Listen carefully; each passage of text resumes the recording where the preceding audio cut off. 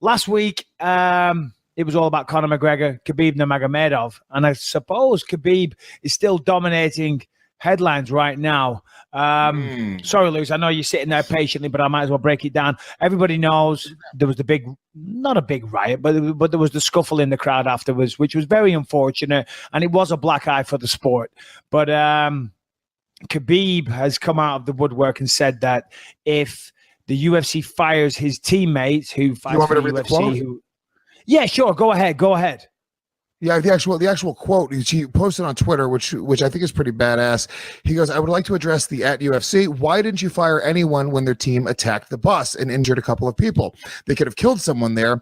Why no one saying anything after insulting my homeland, religion, nation, and family? Why do you have to punish my team when both teams fought? If you say that I started it, then I do not agree. I finished what he had started. In any case, punish me."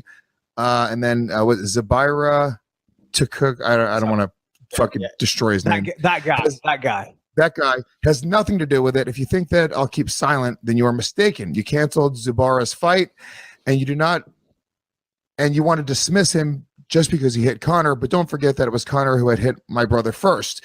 Just check the video. If you decide to fire him, this is fucking crazy. You should know that you'll lose me too. We never give up on our brothers in Russia, and I will go to the end for my brother. If you still decide to fire him, don't forget to send me my broken contract. Otherwise, I'll break it myself. And one more thing, you can keep my money that you're withholding. You are pretty busy with that. I hope it won't get stuck in your throat. We have defended our honor, and this is the most important thing. We intend to go to the end. #brothers. Holy fuck. That's awesome. What's even more awesome is distinguishing the broken English. I think when he says, I hope the money doesn't get stuck in your throat, he means I hope you fucking choke on it. That's probably what he means. If you break contract, I break contract myself, and money stuck in your throat. Okay, enjoy that. You're pretty busy. It's like, man who break contract live life of swollen donkey. What? In my country, we say, man who break contract with UFC live like eagle in mountains or some shit. I don't know. Any man who lies like a pig in the mud must sleep with his grandmother's corpse. Okay, all right. This guy gets it. You live like gypsy for life. Okay, all right. Fucking Khabib. Yeah. Pretty gangster. That's very, very gangster of him, you know. And I agree with him. I agree with him in essence. I'm not saying I agree. I don't agree with the UFC and their stance of it as well. You know, of course, the UFC have to do something about what happened last week, and the Athletic Commission have to do something about it. They have to. Now, Khabib's got a point. You know, Conor pretty much did go unpunished. Well, he got arrested. He got punished through the criminal legal system, but he didn't really get punished from the UFC. So that's Khabib's gripe, and I can understand that. I see his point there. So he's basically calling out the double standard. If Conor didn't get in any trouble, then why am I? You know. But as I said last time, and again, I'm a fan of Khabib, and I think what he did is great, and I admire him standing up for his teammate, his brothers, and all that. I think that's beautiful. I do. But two wrongs don't make a right. You know, these don't, and I stand by that. It'll just be interesting, though, to see how the UFC handle this. You know, maybe they call his bluff. It is. Maybe Zubara said, you know, I don't know. You know what this reminds me of, Lewis? Reminds me of when me and you worked for SiriusXM, and we were like, well, if he doesn't get a fucking pay rise or whatever it was, then I quit. And you did the same thing for me. But I remember I said, oh, Lewis, you don't have to do that. And you said to me, Mike, you don't have to do that. And I would expect when it's $2 million fucking dollars plus pay-per-view on the line, Zabaru, whatever his name is, to say, Khabib, I get it. I appreciate it. I love you. But I'm on 12-12. Okay. It's going to take me 1,000 fights in the UFC to earn that kind of money. So maybe I'll go fight for Bellator. You know, to be honest with you, my name's kind of out there now. It's kind of a good thing.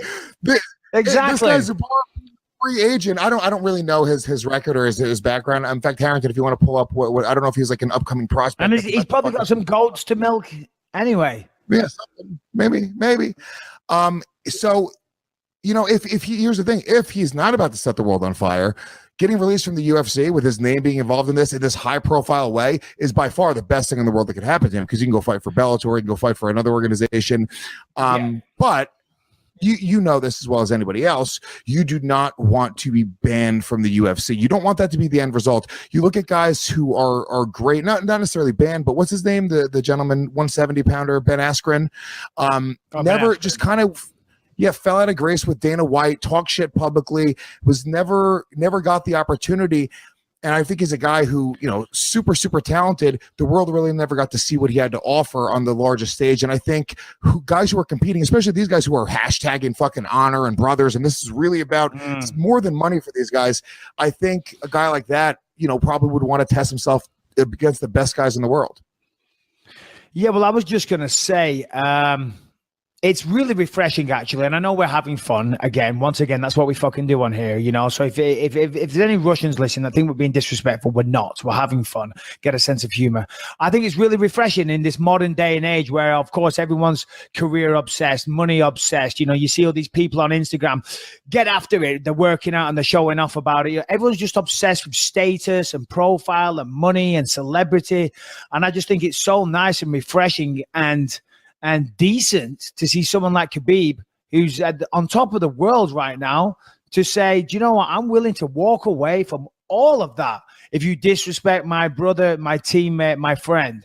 And I commend him for having that attitude. I hope that he doesn't do it for his own sake. He's got a tremendous career ahead of him. He's probably pound for pound. Well, he's definitely in the conversation for best pound for pound fighter in the world. I think pound for pound best.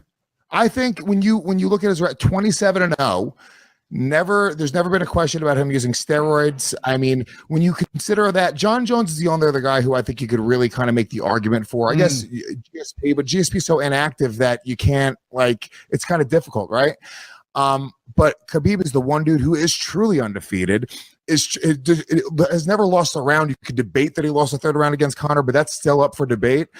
Who else do you give it to? Well, as you just said, John Jones there is the only thing that made me hesitant to say, because I was going to say, it was in my mind, say pound for pound best fighter in the world. But the only thing that made me hesitant as I was saying it was what people would perceive as a slight lack in the striking department. But saying that, he was the one that landed the big shot against Conor anyway. So that's not fair to say. But I've spoke about this many times. You can still be an effective striker, but you don't have to be the most skilled. Certainly Khabib was very effective Saturday night. But I think he'd be the first to admit, and a lot of people would also agree, that perhaps his striking game isn't on a level of perhaps a John Jones, and John Jones is very well-rounded. But that's not what we are debating today. He's certainly probably pound for pound, if not top 3 guaranteed. That's a fact. Probably throughout history of MMA as well. As you say, 27-0. Probably never lost a round. Perhaps maybe lost one round to Conor. Maybe it was a draw. Who knows? But as I say, I just think it's incredible that he's willing to do that. I really do. I hope that he doesn't. Yeah. It's going to be interesting to see how the UFC counter. It really is. Because they're in a tough position. What do you think? Of course. I mean, Conor wants to rematch, would you do? Right? How about this? This is what you're in charge. Michael Bisping is the new Dana White head N-word in charge, as they say. What would you do in this situation? Yeah, now I'm going to tell you a quick story right now. I was filming the movie Triple Threat in Thailand last year, right? And I met Steven Seagal. Okay. And Steven Seagal said, would you like to join me for a cigar? Yeah, I don't smoke cigars, but I'm like, fucking Steven Seagal asking me to hang out, drink some whiskey and smoke a cigar. Yeah, okay. All of a sudden I smoke cigars. Okay. So I sit down with him and his bodyguard, and we're chatting away, and he was great. He was. I know he has a bit of a bad rap, but he was very gentlemanly like. He was very engaging. He was very friendly. He wasn't trying to open up his silk robe to you or try to get you to do any scenes with him? Well, there was a lot of things that got said that will remain unsaid on this podcast, that's for sure. I was like, fucking keep your voice down, Stephen. Do not say that out loud. I've got a bad enough reputation as it is. But the point of this story is that he was talking about Donald Trump and Vladimir Putin, and he has a big status in Russia. And he says that he knows Trump very well. And he was like, listen, what I'm going to do is I'm going to get Donald Trump and Vladimir Putin together, and I'm just going to bang their heads together, okay, and get them to figure this out like men, So I'm going to go down the Steven Seagal route. If I was the UFC, I'd get Khabib and I'd get Conor, and I'd just bang their heads together and say, come on, guys, figure this out. But that would have worked. That's that. It wouldn't work. That's how easy it is for world peace.